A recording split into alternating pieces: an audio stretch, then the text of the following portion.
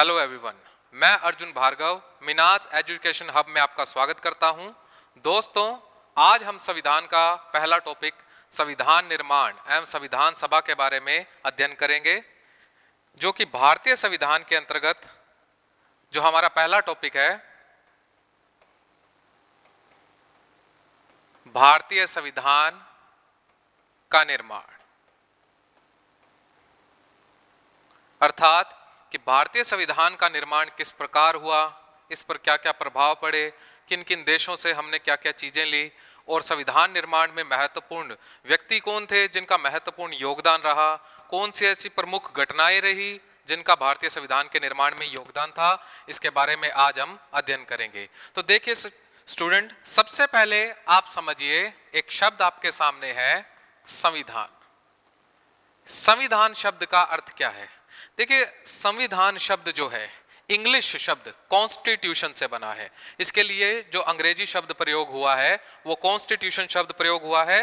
कई बार क्या होता है, स्टूडेंट गलती कर देते हैं, कॉन्स्टिट्यूशन शब्द को लैटिन समझ लेते हैं, लेकिन आपको ध्यान रखना है कि संविधान हिंदी शब्द है, सम प्लस विधान से बना, और अंग्रेजी में उस शब्द का नाम है कॉन्स्टिट्यूशन, जो कि अंग्रेजी का शब्द है। कॉन्स्टिट्यूशन अंग्रेजी का शब्द लैटिन कॉन्स्टिट्यू से लिया गया है, जिसका अर्थ बनता है विधि या कानून। अर्थात यह कहना चाहता है कि किसी भी देश को चलाए जाने वाला विधि या कानून ही क्या है? संविधान है। तो याद रखना आप कि संविधान क्या है? किसी भी देश को चलाए जाने वाला कानून क्या कहलाता है? संविधान कहलाता है। अब उसके दो रूप हो सकते हैं। वह संविधान या तो लिखित हो सकता है या अलिखित हो सकता है। भाई, संविधान जो है वो दो प्रकार का, किसी देश के कानून जो है वो दो प्रकार के हो सकते हैं। वो लिखित भी हो सकते हैं, वो अलिखित भी हो सकते हैं। देखिए, जो लिखित संविधान की जो परंपरा शुरू हुई वो विश्व के अंदर, ये क्वेश्चन आता है आपकी सेंटर के परीक्षाओं में, ये यूएसए से प्रश्न आता है कि विश्व में पहला लिखित संविधान किस देश का था? यूएसए का था, जो कि 1789 में 1789 में जब यूएसए का संविधान संपन्न हुआ, तब विश्व का पहला लिखित संविधान यूएसए का माना जाता है। यह आपको ध्यान रखना होगा कि अगर आपका प्रश्न होता है कि विश्व का पहला लिखित संविधान किस देश का था? यूएसए का। लिखित संविधान के बारे में मैं इसलिए बता रहा हूं आपको, क्योंकि लिखित संविधान जो है, भारत का संविधान है, वह एक लिखित संविधान है, और यह परंपरा शुरू की थी अमेरिका ने, यूएसए ने 1789। तो आप ध्यान रखेंगे कि लिखित संविधान की परंपरा अमेरिका से शुरू हुई, और अलिखित संविधान उसे कहते हैं जो कि संविधान परंपराओं पर आधारित चल रहा हो। पुरानी परंपराओं पर आधारित जो संविधान चलता है उसे कहते हैं अलिखित संविधान। और अलिखित संविधान, जैसे कि ब्रिटेन है, ब्रिटेन में राजा वाला सिस्टम था। आज भी आपको पता है वहां पर ब्रिटेन में लोकसभा और राज्यसभा तो है, लेकिन वहां पर क्या है कि हाउस ऑफ पीपल और उसके बाद हाउस ऑफ लॉर्ड्स, राजा का अलग समूह है और जनता का सदन अलग है। जैसे कि भारत में लोकसभा व राज्यसभा पाई जाती है, वही सिस्टम हमने इंग्लैंड से लिया है, लेकिन इंग्लैंड का संविधान एक अलिखित संविधान है। तो संविधान कितने प्रकार का हो सकता है? दो प्रकार का, लिखित व अलिखित। और लिखित संविधान की परंपरा कहां से शुरू हुई? यूएसए अर्थात अमेरिका से, क्योंकि जब अमेरिका की क्रांति के बाद 1789 में अमेरिका का संविधान बना, वह एक लिखित संविधान था। अब अगर बात करते हैं भारतीय संविधान, भारतीय संविधान की यदि हम बात करते हैं, जब 1857 की क्रांति के पश्चात 28 दिसंबर 1885 को एक भारतीय राष्ट्रीय कांग्रेस, जो कि वर्तमान आज एक कांग्रेस पार्टी है, उस संघ की स्थापना हुई थी। ये जो शब्द आया था भारतीय संविधान में, ये शब्द आपने देखा होगा, कांग्रेस, जो राजनीतिक दलों में शब्द आता है कांग्रेस, कांग्रेस शब्द आज एक पार्टी के रूप में प्रयोग हो रहा है। लेकिन भारतीय राष्ट्रीय कांग्रेस, जिसकी स्थापना 28 दिसंबर 1885 को हुई थी, एक्चुअल में ये आज एक पार्टी है, लेकिन इस शब्द की उत्पत्ति भी अमेरिका से ही हुई है। याद रखना आप कि कांग्रेस शब्द की उत्पत्ति कहां से हुई है? अमेरिका से हुई है। कांग्रेस शब्द अमेरिका, क्योंकि कांग्रेस शब्द का अर्थ आज बच्चे समझते हैं कि पार्टी है इसका अर्थ, लेकिन इसका अर्थ है कि जनसभा, भीड़, जो विचारों के लिए इकट्ठी हुई है भीड़, उसे ही क्या कहा जाता है? कांग्रेस कहा जाता है। कांग्रेस के निर्माण के बाद, क्योंकि कांग्रेस को एक उदारवादियों की संस्था कहा गया, कांग्रेस के निर्माण के बाद उदारवादी और उग्रवादी दो अपने एक चरण बन गए थे, अर्थात नरम पंथ और नरम दल और गरम दल। भाई नरमपंथी और गरम दल के दो जो व्यक्ति थे, अलग अलग जो विचारक थे, उनके विचार अलग थे। जो उग्र विचारधारा के थे वो उग्रवादी कहलाए, जो उदारवादी थे, उदार विचारधारा के थे, वो उदारवादी कहलाए। इन उदारवादियों में कौन थे? बहुत सारे लोग थे, जैसे कि हम बात करें दादा भाई नौरोजी थे, सुरेंद्रनाथ बनर्जी थे, मदन मोहन मालवीय थे, बदरुद्दीन तैयब जी थे, ये सब उदारवादी थे। जबकि अगर हम उग्रवादी की बात करें तो लाल पाल बाल कहे जाने वाले लाला लाजपत राय, बाल गंगाधर तिलक, विपिन चंद्र पाल, अरविंद घोष, ये सभी क्या थे? उग्रवादी विचारधारा के थे। तो इनमें जो एक व्यक्ति थे जिनका नाम था बाल गंगाधर तिलक, इन्होंने 1895 में अपने विचार प्रस्तुत किए थे स्वराज्य विधेयक में, या इसे कहते हैं स्वराज्य कानून।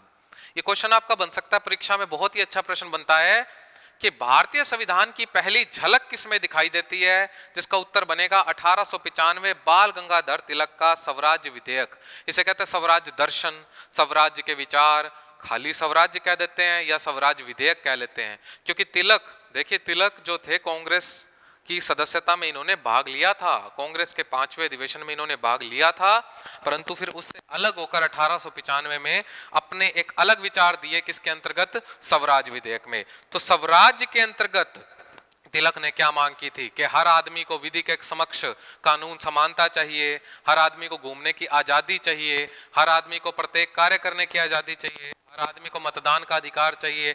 ये सारी बातें बाल गंगाधर तिलक ने किस में कही थी? स्वराज विधेयक में। देखिए ये सारी बातें आपको पता है हमारे संविधान में लिखी है, जैसे कि अनुच्छेद 14 विधि के समक्ष समानता, अनुच्छेद 19 भारत में आबाद रूप से घूमने की आजादी, वाक अभिव्यक्ति की स्वतंत्रता, प्रेस की आजादी, ये सारी बातें संविधान में लिखी है। तो कहीं ना कहीं स्वराज विधेयक के सहारे बाल गंगाधर तिलक जो है संविधान की मांग कर रहे थे। और ये प्रश्न आ चुका है परीक्षा में कि भारतीय संविधान की आपसे प्रश्न पूछेगा, या तो वो कहता है कि भारतीय संविधान की पहली झलक किस में दिखाई देती है, तो आप याद रखेंगे तिलक के स्वराज विधेयक में, या अप्रत्यक्ष रूप से संविधान की मांग किसके द्वारा की गई? बाल गंगाधर तिलक द्वारा 1895 में। तो यहां से अपने संविधान शुरू होता है। संविधान का जो निर्माण से पहले की जो घटनाएं वो शुरू होती है कि भारतीय संविधान जो कि एक लिखित संविधान है, जो लिखित संविधान शुरू किया था यूएसए ने किया था, और लिखित संविधान जो भारत का संविधान है, इसकी पहली झलक किसमें दिखाई देती है? स्वराज विधेयक बाल गंगाधर तिलक 1895। यदि हम इसके बाद बात करें, ये आपके सामने लिखा हुआ है। नेक्स्ट अगर हम बात करते हैं, ये तो बात थी बाल गंगाधर तिलक की। 1922 की एक घटना है। इस वक्त देश में चल रहा था असहयोग आंदोलन। असहयोग आंदोलन जो चलाया था महात्मा गांधी द्वारा गया। महात्मा गांधी द्वारा चलाया गया ये आंदोलन जो था, ये भारत का प्रथम जन आंदोलन था। क्योंकि 1857 की क्रांति जो कि एक जन आंदोलन नहीं थी, क्योंकि समकालीन इतिहासकार ये मानते हैं कि वो एक सैनिक विद्रोह था। लेकिन असहयोग आंदोलन जो गांधी जी द्वारा चलाया गया, यह एक जन आंदोलन था। इसकी शुरुआत 1920 में हुई थी। 1922 में असहयोग आंदोलन के दौरान जब महात्मा गांधी से पूछा गया कि संविधान, जो अपनी बात हो रही थी कि भारतीयों को चाहिए एक संविधान और उसके लिए असेंबली चाहिए, संविधान सभा चाहिए, तो संविधान भारतीयों का किस प्रकार हो, तो महात्मा गांधी जी ने, याद रखना ये आपका प्रश्न आता है कि पहली बार प्रत्यक्ष रूप से किसने कहा? महात्मा गांधी ने कहा कि भारतीयों का संविधान उनकी इच्छा अनुसार होगा।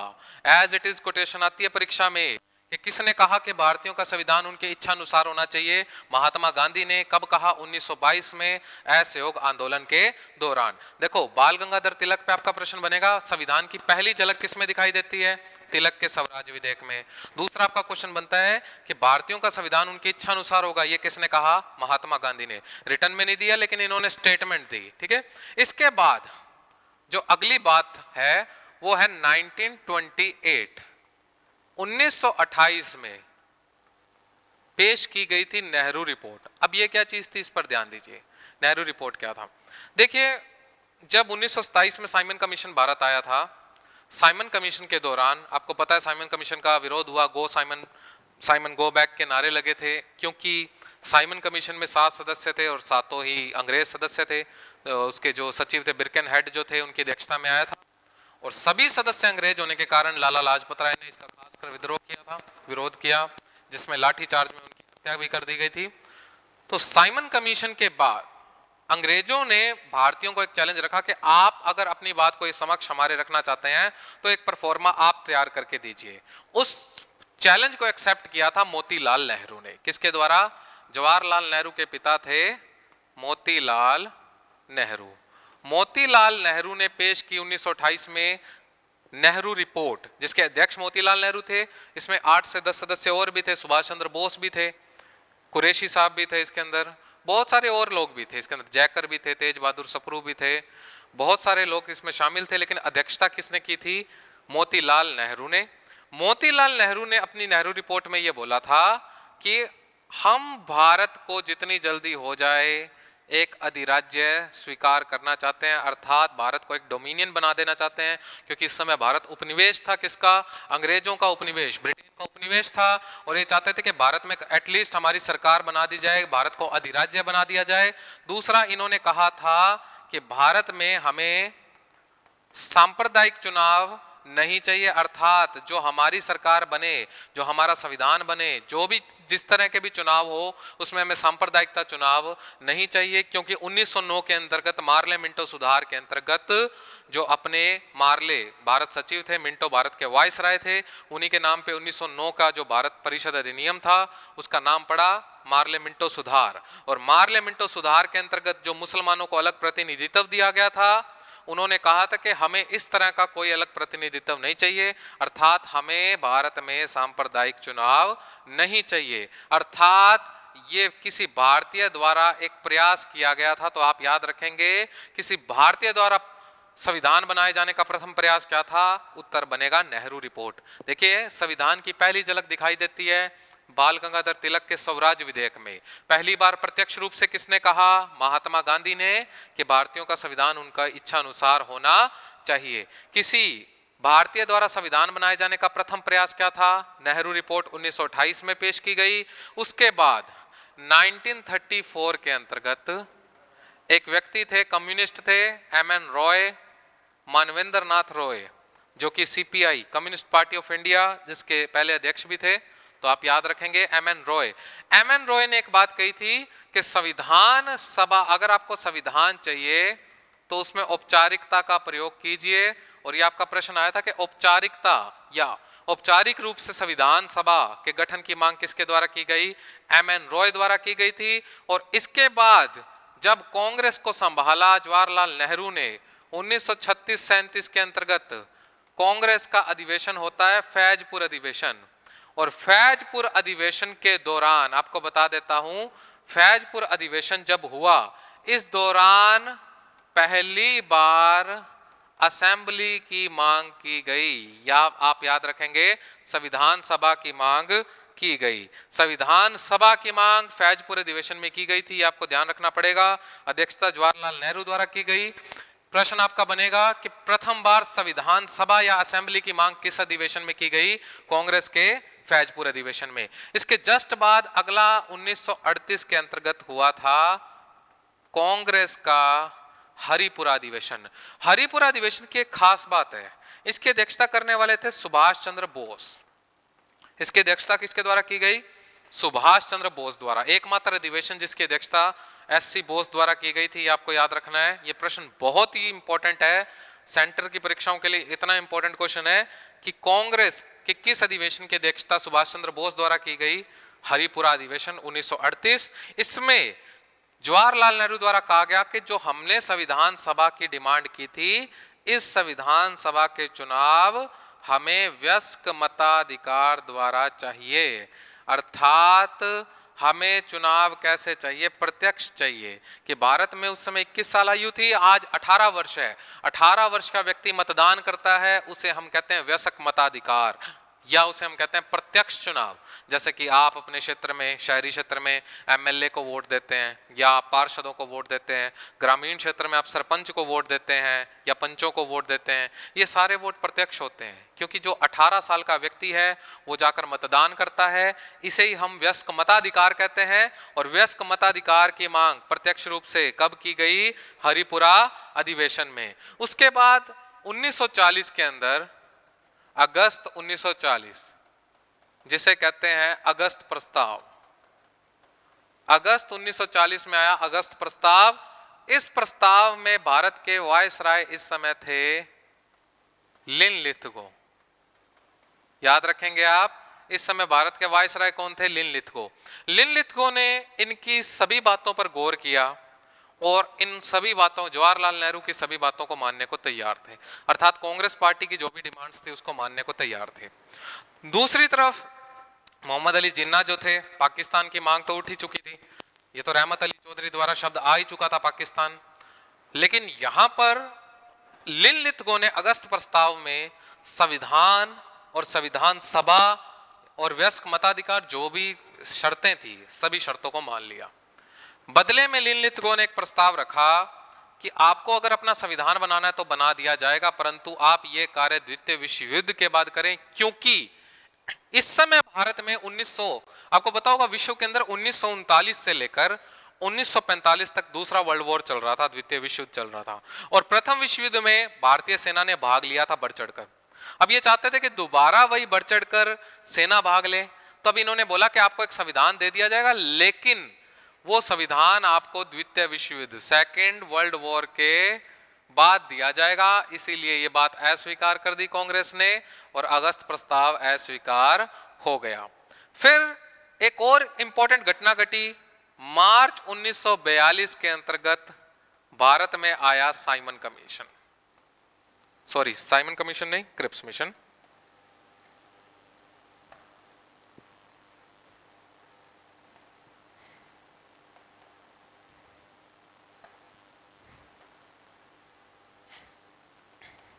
देखिए 1942 में भारत में आया क्रिप्स मिशन। अब क्रिप्स मिशन की कहानी सुनिए। इसके जो अध्यक्ष थे वो थे स्टैफर्ड क्रिप्स, जो कि आगे चल के व्यापार मंडल के अध्यक्ष बने थे। स्टैफर्ड क्रिप्स, स्टैफर्ड क्रिप्स की अध्यक्षता में क्रिप्स मिशन आया। बिल्कुल जो उन्होंने बात अगर प्रस्ताव में कही वही बात यहां पर रखी। उन्होंने बोला कि हमें जो आपका जो संविधान आप बनाना चाहते हैं वो बना लीजिए, लेकिन आपका संविधान द्वितीय विश्व युद्ध के बाद बनाया जाएगा। इस बात को फिर अस्वीकार किया गया कांग्रेस द्वारा और क्रिप्स मिशन भी असफल हो गया। फिर 1945 में घटना घटती है। 1945 के अंदर क्या होता है, ब्रिटेन के अंदर आम चुनाव हुए और आम चुनाव में इस बार कंजर्वेटिव पार्टी की जगह सरकार बनी लेबर पार्टी और लेबर पार्टी के प्रधानमंत्री बने क्लेमेंट एटली। क्लेमेंट एटली जैसे ही प्रधानमंत्री बने, इन्होंने भारत की स्थिति का जायजा लिया और देखा कि भारत के अंदर लोगों में भारत छोड़ो आंदोलन यहाँ देश में चल रहा है, लोगों में पूरा रोष उत्पन्न हो रखा है। दूसरी तरफ मुस्लिम लीग है वो भी गुस्से में थी। यानी कि देखा जाए तो भारत में जबरदस्त प्रदर्शन हो रहे हैं। इन प्रदर्शनों को लेकर उन्होंने भारत में 1946 में भारत सचिव के पद पे अध्यक्ष नियुक्त किया सर पैथिक लॉरेंस को और पैथिक लॉरेंस की अध्यक्षता में भेजा कैबिनेट मिशन जो 1946 में भारत आया। तो अब तक की जो घटनाएं थी वो आपके सामने हैं। मैंने बताया कि पहली बार प्रत्यक्ष रूप से महात्मा गांधी ने कहा असहयोग आंदोलन के दौरान भारतीयों का संविधान उनकी इच्छा अनुसार होगा। किसी भारतीय द्वारा संविधान बनाने का प्रथम प्रयास था नेहरू रिपोर्ट, जिसके बाद औपचारिक रूप से संविधान बनाने की बात 1934 में एम एन रॉय ने की। 1936-37 फैजपुर अधिवेशन में पहली बार संविधान सभा, ये आप याद रखेंगे कि पहली बार संविधान सभा की मांग की गई कब, फैजपुर अधिवेशन में। और वयस्क मताधिकार या प्रत्यक्ष चुनाव की बात कब की गई, हरिपुरा अधिवेशन में, कि संविधान सभा के जो चुनाव होंगे वो वयस्क मताधिकार के आधार पर होंगे। अगस्त प्रस्ताव 1940 में आया जो वायसराय लिनलिथगो द्वारा रखा गया प्रस्ताव था, जो कि कांग्रेस ने अस्वीकार कर दिया।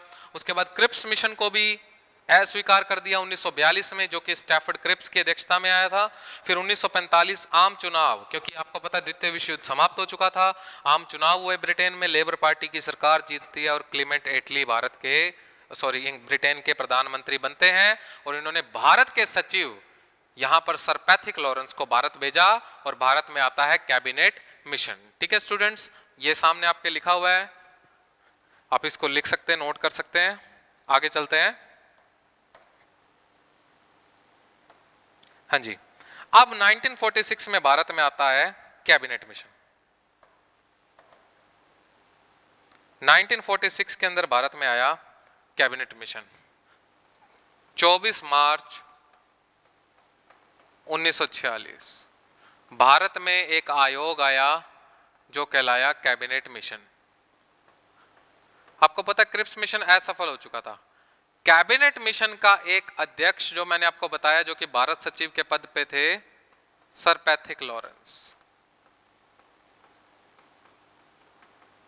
इसका एक और सदस्य था, इसके दो अन्य सदस्य थे, एक अध्यक्ष व दो सदस्य। एक सदस्य तो पुराने वाले ही थे, स्टैफर्ड क्रिप्स, जो कि क्रिप्स मिशन की अध्यक्षता की थी। दूसरे थे A.V. अलेक्जेंडर, ये दूसरे सदस्य थे। ध्यान रखना, 3 सदस्यीय कैबिनेट मिशन भारत आया और आते ही इन्होंने पूछा आपको क्या चाहिए? हमें संविधान चाहिए, हमें इसके लिए संविधान सभा चाहिए, असेंबली चाहिए, हमें जनता का चुनाव चाहिए। और जैसा कि मैंने बताया था, हरिपुरा अधिवेशन में कहा था प्रत्यक्ष चुनाव चाहिए, वयस्क मताधिकार। सारी बातों को स्वीकार कर लिया कैबिनेट मिशन ने, बस सिवाय एक के कि आपका जो चुनाव होगा वो प्रत्यक्ष नहीं होगा, वयस्क मताधिकार के ऊपर नहीं होगा, वो अप्रत्यक्ष होगा। जो आपकी प्रांतीय विधानसभाओं के सदस्य हैं वो अपने में से एक सदस्य को चुनेंगे, जो वो चाहेंगे वो सदस्य चुनेंगे। अर्थात जिस प्रकार आप एमएलए को वोट देते हैं प्रत्यक्ष, एमएलए राष्ट्रपति को चुनाव वोट देता है, क्योंकि राष्ट्रपति का चुनाव जनता द्वारा अप्रत्यक्ष होता है। वैसे ही उन्होंने बोला कि संविधान सभा के जो सदस्य हैं उनका चुनाव अप्रत्यक्ष कराया जाएगा। तब उन्हें भारत पाकिस्तान की बात तो उनके सामने आई नहीं थी। तब उन्हें पूछा कितनी सीटों पर चुनाव होगा, तो उस समय भारत की जनसंख्या थी 40 करोड़। 40 करोड़ के आधार पर उन्होंने कहा, यह क्वेश्चन आपके लिए मोस्ट इंपोर्टेंट है, कि 10 लाख की जनसंख्या पर एक प्रतिनिधि चुना जाएगा। 10 लाख की जनसंख्या पे एक प्रतिनिधि चुना जाएगा, कैबिनेट मिशन में ये कहा गया। अर्थात भारत की जनसंख्या लगभग 40 करोड़ है, तो लगभग 400 सदस्य इसमें चुने जाएंगे। तो इस बात को स्वीकार कर लिया गया। और आपका प्रश्न बनता है कि भारतीय संविधान सभा को फाइनली मंजूरी देने वाला कौन था? कैबिनेट मिशन था। यह आपसे पूछता है कि भारतीय संविधान सभा के गठन का आधार क्या था, तो आप उत्तर क्या भरेंगे? कैबिनेट मिशन, जो भारत में आया था 24 मार्च 1946 को। जो आपको पता होना चाहिए कि मैंने बताया 3 सदस्यीय अध्यक्ष कौन थे इसके, सर पैथिक लॉरेंस, एक सदस्य इसका स्टैफर्ड क्रिप्स, दूसरा A.V. अलेक्जेंडर। तो इस प्रकार भारतीय संविधान सभा के गठन का आधार कौन था? Cabinet mission. या भारतीय संविधान सभा का जन्मदाता कौन था? कैबिनेट मिशन था, क्योंकि फाइनली मंजूरी देने वाला कौन था? Cabinet mission. अब जैसे ही फाइनली मंजूरी मिलती है, इसी समय इन्होंने बताया कि इस समय भारत के अंदर 3 तरह की जगहें थी। नंबर 1 थे ब्रिटिश भारत प्रांत, सबसे पहले थे ब्रिटिश भारत प्रांत। दूसरी थी देशी रियासतें, और तीसरे थे केंद्र शासित या चीफ कमिश्नर प्रदेश। जैसे आज भारत में 8 केंद्र शासित है, उस समय 4 सदस्य लिए गए थे। संविधान सभा के प्रारंभिक सदस्य 389 चुनी गई कि 389 सदस्यों पे चुनाव होना था। मैं दोबारा रिपीट कर रहा हूं, मेरे शब्दों को सुनिए। संविधान सभा में 389 सदस्यों पर चुनाव होना था, हुआ नहीं था, क्योंकि देशी रियासतें चुनाव में भाग नहीं लेंगी।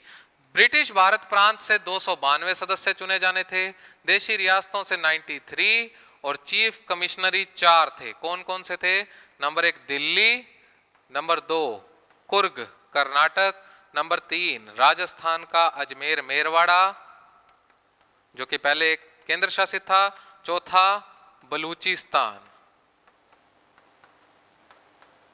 ठीक है, ये 4 क्षेत्र थे, याद रखना, अजमेर मेरवाड़ा, दिल्ली, कुर्ग और बलूचिस्तान। तो ये टोटल 389 सदस्यों का चुनाव होना था। ब्रिटिश भारत प्रांत के चुनाव जो थे, यहां पर भारत का गवर्नर जनरल था, यहां देशी रियासतों में राजा थे, और चीफ कमिश्नर प्रदेश में AGG थे, एजेंट टू गवर्नर जनरल। यहां ब्रिटिश भारत प्रांत और चीफ कमिश्नर प्रदेश में चुनाव अप्रत्यक्ष होना था। जबकि देशी रियासतों में राजा अपना प्रतिनिधि चुनने के लिए स्वतंत्र थे, अर्थात राजाओं द्वारा मनोनीत किया जाना था। तो आपको ध्यान रखना पड़ेगा, आपकी जो संविधान सभा थी वो आंशिक रूप से निर्वाचित थी और आंशिक रूप से क्या होनी थी, मनोनीत होनी थी। तो आप याद रखेंगे ये निर्वाचित थे, ये भी निर्वाचित थे, लेकिन राजा जो थे वो अपना सदस्य चुनने के लिए स्वतंत्र थे, अर्थात राजा को सदस्यों को क्या करना था, मनोनीत करना था। तो ये आपको ध्यान रखना पड़ेगा, राजा को सदस्यों को मनोनीत करना था। अब देखिए चुनाव होना था 389 सदस्यों पर, मैंने अभी बताया आपको, लेकिन एक्चुअल में हुआ कितने सदस्यों पे, देखिए इन्होंने चुनाव में भाग लिया, इन्होंने चुनाव में भाग लिया, इन्होंने चुनाव में भाग नहीं लिया, अर्थात 292 प्लस 4। चुनाव, संविधान सभा के चुनाव कब हुए, जुलाई अगस्त, याद रखना कब होते हैं, जुलाई अगस्त। और इस समय भारत के वायसराय जो थे वो थे वेवेल, वेवेल भारत के वायसराय थे। जुलाई अगस्त 1946 में चुनाव होते हैं। ये प्रश्न आया हुआ है कि संविधान सभा के चुनाव कब हुए, जुलाई अगस्त 1946, और कितनी सीटों पर हुए, 296 सीटों पर। किसने भाग नहीं लिया, देशी रियासतों ने, अर्थात 93 सीटों ने भाग नहीं लिया चुनाव में, क्योंकि ये अभी तक राजा लोग क्लियर नहीं थे। ये कहते हैं कि आप लोगों के खुद के कॉन्सेप्ट क्लियर नहीं है कि आप भारत बना रहे हो, पाकिस्तान बना रहे हो, चुनाव किसका हो रहा है, किसका संविधान बन रहा है। जब आपको ये कॉन्सेप्ट क्लियर हो तब हम अपने सदस्यों को मनोनीत कर देंगे, तब तक हम अपने सदस्यों को मनोनीत नहीं करेंगे। इसीलिए 296 सदस्यों पर चुनाव होता है, 296 सदस्यों भाग लेना था। देखिए चुनाव होना था 389 पर, लेकिन हुआ नहीं। 296 में से आपको बता देता हूं 208 सीटें कांग्रेस ले गई, कांग्रेस पार्टी को सीटें मिली 208, 73 सीटें लेकर गई मुस्लिम लीग और 15 सीटें लेकर गई अन्य पार्टियां, जिसमें कुछ छोटी मोटी पार्टियां भी थी, 7 पार्टियां थी, 8 निर्दलीय सदस्य भी थे, ये आप ध्यान रखना। तो ये आपके संविधान सभा के चुनाव संपन्न हुए थे। वायसराय वेवेल थे इस समय भारत के, या आप गवर्नर जनरल कह लो, आप वेवेल थे। और सीटें कितनी थी, 389 पर चुनाव होना था, लेकिन हुआ कितने बाद, 296, क्योंकि 93 सदस्यों ने चुनाव में भाग नहीं लिया। या आप इसको लिख सकते हैं, आपके सामने लिखा हुआ है। इसके बाद नेक्स्ट हम चलते हैं, चुनाव के बाद क्या स्थिति हुई। देखिए चुनाव के बाद क्या स्थिति होती है, अब उस पर चलते हैं। देखिए चुनाव के बाद क्या स्थिति हुई भारत में। जैसे ही संविधान सभा के चुनाव हुए वैसे इन्होंने फटाफट मीटिंग रखनी शुरू की। दूसरी तरफ पाकिस्तान जो है वो तो अलग मांग कर रहा था पाकिस्तान की, इसीलिए उन्होंने संविधान सभा के चुनावों में तो भाग लिया, परंतु आगे चल के मीटिंग्स में भाग नहीं लिया। जैसे ही चुनाव हो गए, भाई आपके जो सदस्य चुन लिए गए थे, 296 सदस्य चुन लिए गए, फटाफट इन्होंने भारत में दिल्ली में संसद भवन, जो वर्तमान दिल्ली का संसद भवन है, केंद्रीय कक्ष में, वहां पर 3 मीटिंग्स हुई बैक टू बैक। पहली मीटिंग हुई थी, ये प्रश्न आपका बहुत अच्छा इंपॉर्टेंट क्वेश्चन है कि भारतीय संविधान सभा की पहली मीटिंग कब हुई, 9 दिसंबर 1946 को। दूसरी मीटिंग हुई 11 दिसंबर 1946 को। तीसरी मीटिंग हुई 13 दिसंबर 1946 को। 3 बैक टू बैक मीटिंग हुई, तीनों इंपॉर्टेंट है। आपके 100% क्वेश्चन यहां से आ जाना चाहिए संविधान सभा का, कि पहली मीटिंग 9 दिसंबर 1946 को होती है, जिसके अंतर्गत सभी बड़े लोग पहुंचे, 211 सदस्यों ने भाग लिया। कुछ किताबों में 207 मिलेगा आपको लिखा हुआ, ध्यान रखना। 211 सदस्यों ने पहली मीटिंग में भाग लिया। मुस्लिम लीग ने बहिष्कार किया, क्योंकि वो कह रहे थे ये संविधान जो है भारत का बन रहा है, हमें पाकिस्तान मांग वो रख चुके थे मुस्लिम लीग। इसीलिए 9 दिसंबर 1946 को इनके पास अध्यक्ष नहीं था, इसीलिए वरिष्ठता के आधार पर डॉक्टर सच्चिदानंद सिन्हा, जो कि बिहार से इलेक्ट होकर आए थे, इन्हें अस्थायी अध्यक्ष चुन लिया गया। तो याद रखना संविधान सभा का अस्थायी अध्यक्ष कौन था, डॉक्टर सच्चिदानंद सिन्हा, जो कि कहां से, बिहार से इलेक्ट होकर आए थे। इन्हें 9 दिसंबर 1946 को पहली मीटिंग में अस्थायी अध्यक्ष चुन लिया गया। जबकि अगर आपसे प्रश्न पूछे पहली मीटिंग में वक्ता कौन था, भाषण किसने दिया था, तो आप याद रखेंगे कि यहां पर जो आचार्य जे बी कृपलानी थे वो प्रथम वक्ता थे। ठीक है। दूसरी मीटिंग 11 दिसंबर 1946 को हुई। इसमें पहला काम ही ये किया कि स्थायी अध्यक्ष चुना गया। स्थायी अध्यक्ष चुना गया डॉक्टर राजेंद्र प्रसाद को। ये संविधान सभा के स्थायी अध्यक्ष थे, जो आगे चल के भारत के प्रथम राष्ट्रपति बनेंगे। स्थायी अध्यक्ष डॉक्टर राजेंद्र प्रसाद को चुना गया। लेकिन आपको एक बात इंपॉर्टेंट याद रखनी है कि जो भारत की संविधान सभा थी, इसने 2 काम किए थे। नंबर 1 काम संविधान निर्माण का, दूसरा काम विधि निर्माण का, अर्थात कानून। और आपको पता है संघ की विधायिका व्यवस्थापिका कानून बनाती है और हमारी व्यवस्थापिका कौन है? संसद। लेकिन अगर आपसे प्रश्न पूछ ले भारत की प्रथम संसद कौन थी, तो आप उत्तर भरेंगे संविधान सभा।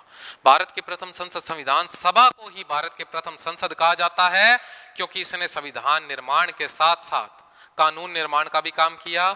लेकिन इसकी थोड़ी सी नेचर अलग होती थी, क्योंकि अगर आपसे प्रश्न पूछे संविधान सभा के अध्यक्ष कौन थे, तो आप लिखेंगे राजेंद्र प्रसाद, चाहे वो स्थायी लगाए और चाहे स्थायी शब्द ना लगाए। अस्थायी शब्द लगाए तब तो आपको सच्चिदानंद सिन्हा लिखना है। अस्थायी या प्रथम अध्यक्ष कौन था? सच्चिदानंद सिन्हा था। अगर आपसे पूछ ले स्थायी अध्यक्ष कौन थे, तो आप क्या लिखेंगे? डॉक्टर राजेंद्र प्रसाद थे। ठीक है, स्थायी अध्यक्ष या अध्यक्ष कौन थे? राजेंद्र प्रसाद। लेकिन प्रश्न होगा, जब संविधान सभा विधायिका अर्थात कानून निर्माण के रूप में काम करती थी, तब इसके अध्यक्ष कौन होते थे? तब इसके अध्यक्ष होते थे जीवी मावलंकर, जो कि पहले लोकसभा अध्यक्ष थे, पहले स्पीकर थे। अगर संविधान सभा के रूप में काम करती थी तो अध्यक्ष होते थे राजेंद्र प्रसाद। यदि वो काम करती थी विधायिका के रूप में, संविधान सभा अर्थात संसद के रूप में काम करती थी, तो इसके अध्यक्ष होते थे जीवी मावलंकर। उपाध्यक्ष चुना गया था, पहला निर्वाचित उपाध्यक्ष चुना गया था एच.सी. मुखर्जी, हरेंद्र कुमार मुखर्जी को। दूसरा निर्वाचित उपाध्यक्ष चुना गया था वी.टी. कृष्णामाचारी को। याद रखना, दूसरा निर्वाचित उपाध्यक्ष किसे चुना गया? वी.टी. कृष्णामाचारी।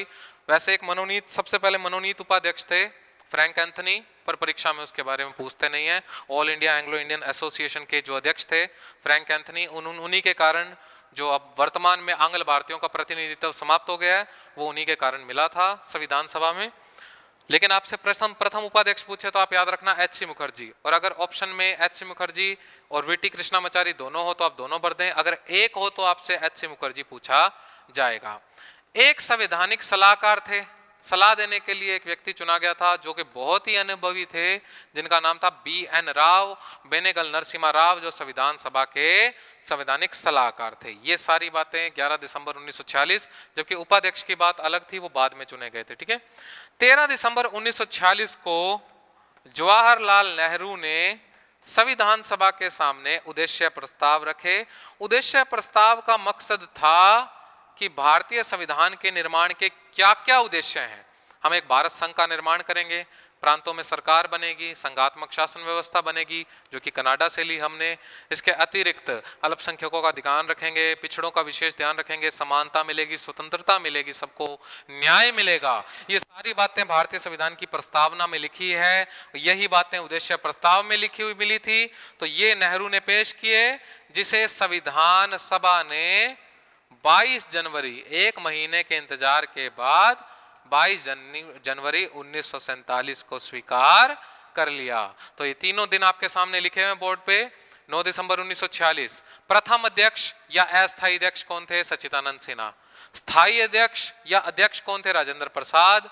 और नेहरू ने उद्देश्य प्रस्ताव 13 दिसंबर 1946 को प्रस्तुत किए। तो ये आपके पहली 3 मीटिंगें हुई। अब ये 3 मीटिंगें चल रही थी, इसके बाद संविधान सभा के काफी अधिवेशन हुए, कुल 12 अधिवेशन हुए। आपको याद रखना है टोटल कितने अधिवेशन हुए?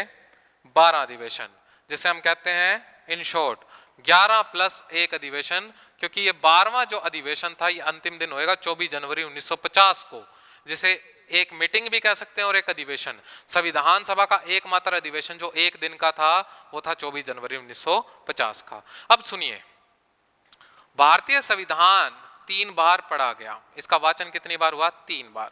पहली बार हुआ था 4 नवंबर 1948 से 9 नवंबर 1948। दूसरी बार हुआ था 15 नवंबर 1948 से 17 अक्टूबर 1949। और तीसरा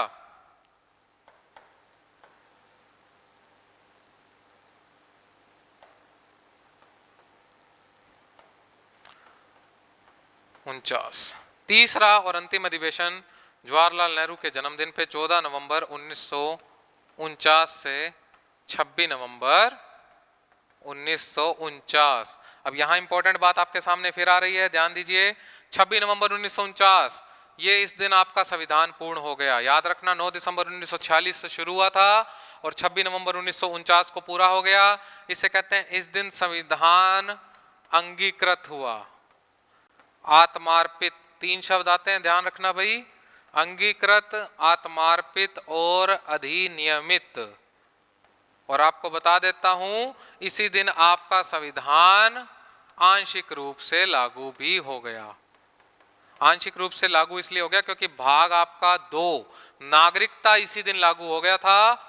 इसमें अनुच्छेद 394 सहित टोटल 16 अनुच्छेद लागू है। कुछ किताबों में 15 दिया है, आपको ध्यान रखना 394 सहित टोटल 16 अनुच्छेद लागू इसी दिन हो गए थे।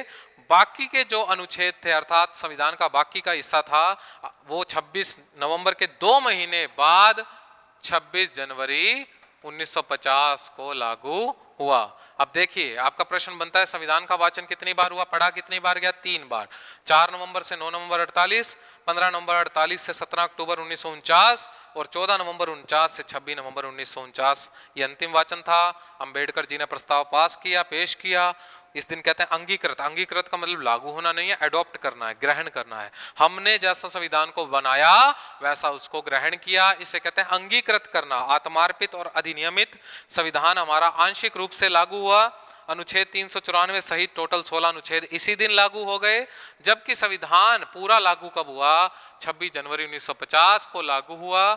कारण यही था कि इसके पीछे कारण यही था कि उस समय जो हमारे संविधान निर्माता थे, अब ये आप ध्यान रखेंगे, लागू होने का कारण ये था कि 1929 कांग्रेस के लाहौर अधिवेशन में जवाहरलाल नेहरू ने जिसकी अध्यक्षता की थी, लाहौर में मध्य रात्रि 12 बजे के बाद रावी नदी के तट पे इन्होंने शपथ ली थी कि आज से हम अर्थात 1 जनवरी 1930 से हम खुद को पूर्ण स्वतंत्र घोषित मानते हैं और आने वाला इसी महीने का 26 जनवरी 1930 हमारा पहला स्वतंत्रता दिवस होगा। और संविधान सभा के मेंबर्स ने, जो आगामी मेंबर बने आगे चलकर, भविष्य में जो मेंबर बने, उन्होंने 26 जनवरी को 17 सालों तक संविधान, जो आज अपने कहते हैं 26 नवंबर को संविधान दिवस, लेकिन उस दिवस को उन्होंने अगले 17 सालों तक स्वतंत्रता दिवस मनाया। विभाजन सडन हो गया 15 अगस्त 1947 को माउंटबेटन योजना पर। लेकिन आपको ध्यान रखना पड़ेगा कि जो अपना संविधान जो लागू हुआ था वो 26 जनवरी को इसीलिए लागू किया गया क्योंकि इस तारीख को 17 सालों तक संविधान सभा के मेंबर आजादी के दिन के रूप में मना रहे थे, इसलिए इस तारीख को एक वैल्यू देना था। इसीलिए 26 जनवरी 1950 को भारतीय संविधान को लागू कर दिया गया। तो ये ध्यान रखेंगे, यहां पर आपका संविधान लागू हो जाता है। इससे 2 दिन पहले 24 जनवरी 1950 को कुछ काम हुए थे, ये मैंने आपको बताया, याद रखेंगे। संविधान सभा का अंतिम दिन, प्रथम दिन था 9 दिसंबर 1946, अंतिम दिन था 24 जनवरी 1950। नंबर 1 काम, जन गण मन को राष्ट्रीय गान का दर्जा दिया गया, यह आपका राष्ट्रीय गान बना। वंदे मातरम को राष्ट्रीय गीत का दर्जा दिया गया, यह आपका राष्ट्रीय गीत बना, दोनों राष्ट्रीय शब्द आ गए। और तीसरा, डॉक्टर राजेंद्र प्रसाद भारत के प्रथम राष्ट्रपति चुने गए। तो आप याद रखेंगे, डॉक्टर राजेंद्र प्रसाद भारत के प्रथम राष्ट्रपति चुने गए। तो इस प्रकार ये आपके संविधान का निर्माण हुआ था। अब इसकी समितियों के बारे में भी आपको बता देता हूं, थोड़ी सी चर्चा समितियों पर भी कर लेता हूं, ये आप नोट कर लीजिए।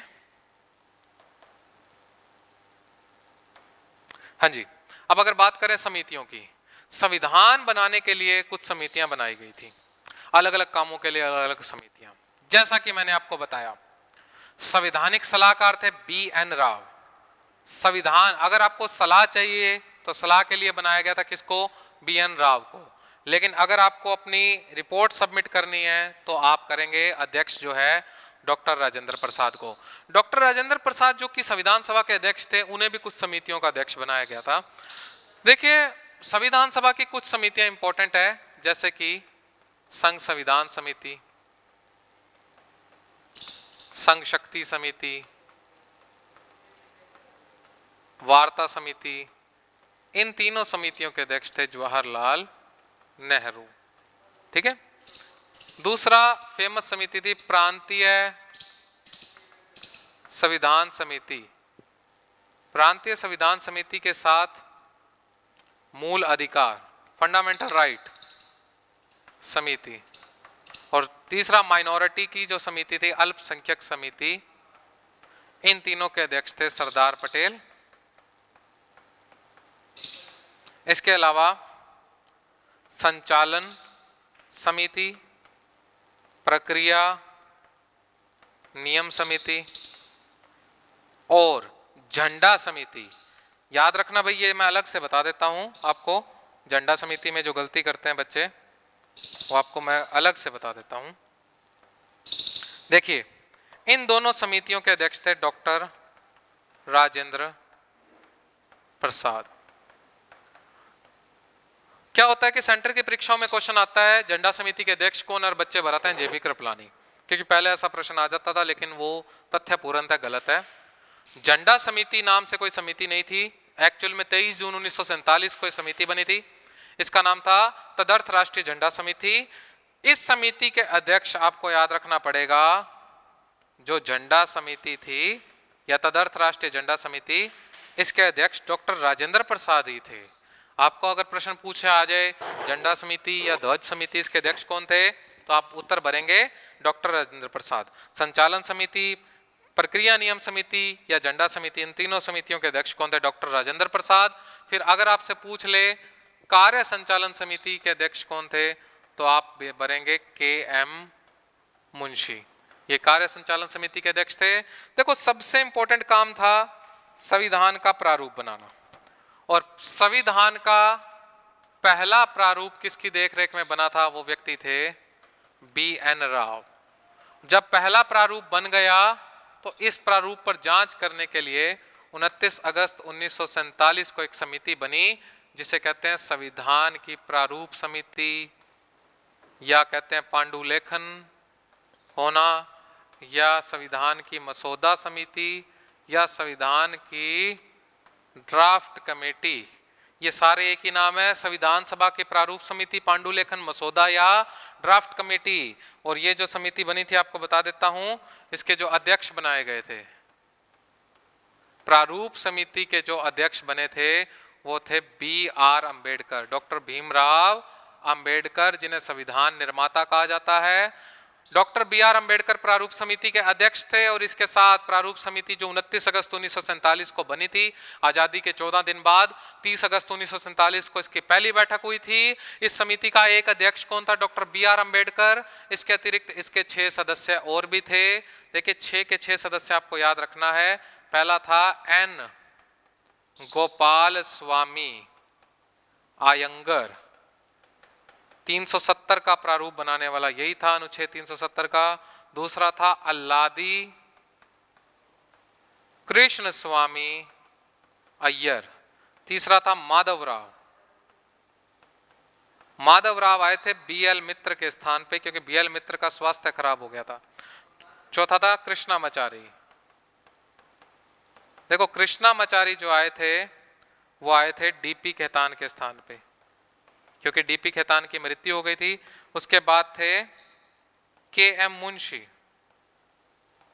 कन्हैयालाल माणिकलाल मुंशी, और लास्ट थे मोहम्मद सैयद सादुल्ला।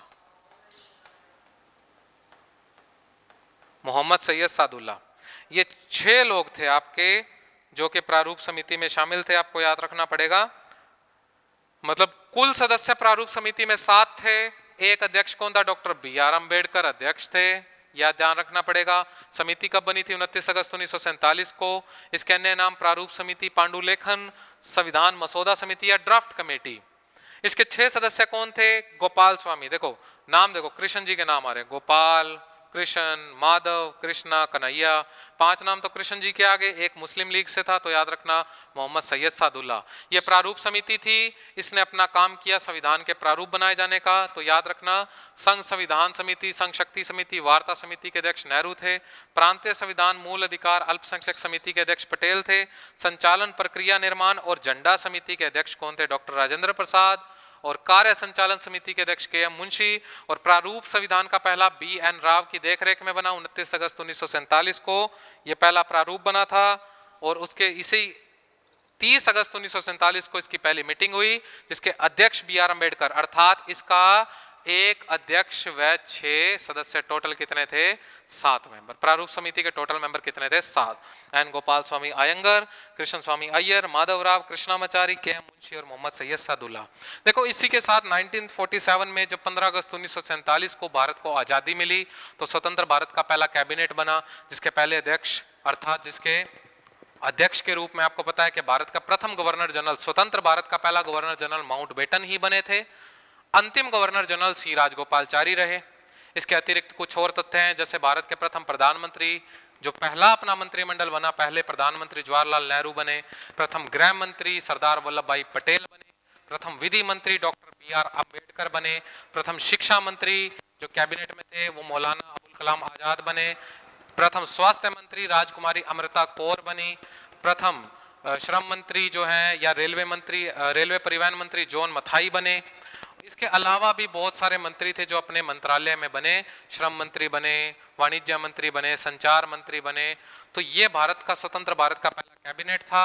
इसके अलावा मैंने आपको बता दिया कि अपना 26 जनवरी 1950 को संविधान लागू हो गया था। एक प्रश्न पूछा जाता है बच्चों से कि भारतीय संविधान किसके द्वारा हस्तलिखित है, और बच्चे समझ लेते हैं कि डॉक्टर BR अम्बेडकर निर्माता है तो उन्होंने लिखा होगा।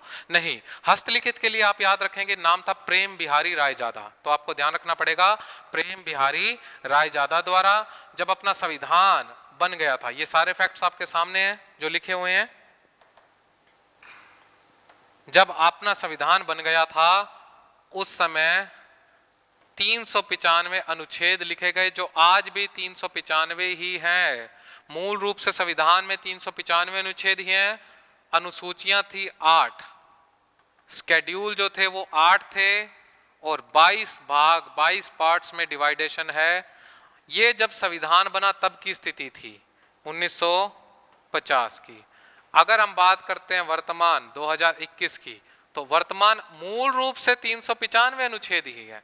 अनुसूचियां जरूर आपकी 12 हो गई और भाग भी आज कितने हैं? 22 ही हैं, क्योंकि 1 से लेकर 395 तक ही अनुच्छेद है। 396 नंबर पर कोई नहीं है। 1 से लेकर 22 ही है भाग। बीच में आपको 4 क्या आ गया, 9 क्या आ गया, 9 क्या आ गया, 14 क्या आ गया, ये चीजें कोई भाग हटना कोई भाग जुड़ना ये बीच का काम है। अनुसूचियां 8 के बाद 9वीं जुड़ी भूमि अधिग्रहण की विधियां, 10वीं जुड़ी दल बदल कानून, 11वीं जुड़ी पंचायती राज, 12वीं जुड़ी नगरीय शासन, अर्थात अनुसूचियां 9, 10, 11, 12 सीरियल पर आई, इसलिए तो अपनी 12 अनुसूचियां हो गई। संविधान सभा में मैंने आपको बताया कुल 12 अधिवेशन हुए, टोटल 166 बैठकें हुई। और जो अपने संविधान मैंने आपको बताया भारतीय संविधान जो था, अगर आपसे पूछ ले भारतीय संविधान सभा का प्रतीक क्या था, अर्थात जो प्रतीक जो मोहर थी उनकी, उस पे मोहर पे हाथी का चिन्ह था। ये अभी सेंटर की परीक्षा में पूछा गया था कि प्रतीक चिन्ह क्या था? हाथी था। भारतीय संविधान हस्तलिखित किसके द्वारा है? भाई हाथों से लिखा गया, कैलीग्राफी की गई थी उसकी प्रेम बिहारी रायजादा। रायजादा परिवार का काम ही कैलीग्राफी का था उस समय, तो नेहरू ने इनवाइट किया था प्रेम बिहारी रायजादा, इनके द्वारा हस्तलिखित है भारतीय संविधान। इसके अलावा जितने भी तथ्य थे लगभग सारे तथ्य मैंने आपको बता दिए हैं जो आपकी परीक्षाओं के लिए इंपॉर्टेंट है। स्टूडेंट्स, उम्मीद करता हूं आपको भारतीय संविधान सभा और भारतीय संविधान निर्माण का जो टॉपिक है ये अच्छी तरह समझ आ गया होगा। इसमें जितने भी जो अपने फैक्ट्स हैं जो मैंने आपको बता दिए हैं, बाकी जितने भी हैं वो हमारे नोट्स में प्रोवाइड करवाई दिए जाएंगे आपको। तो उम्मीद करता हूँ आपको संविधान सभा का टॉपिक समझ आ गया होगा।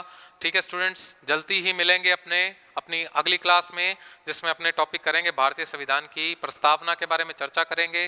तब तक के लिए स्टूडेंट्स, जय हिंद, जय भारत।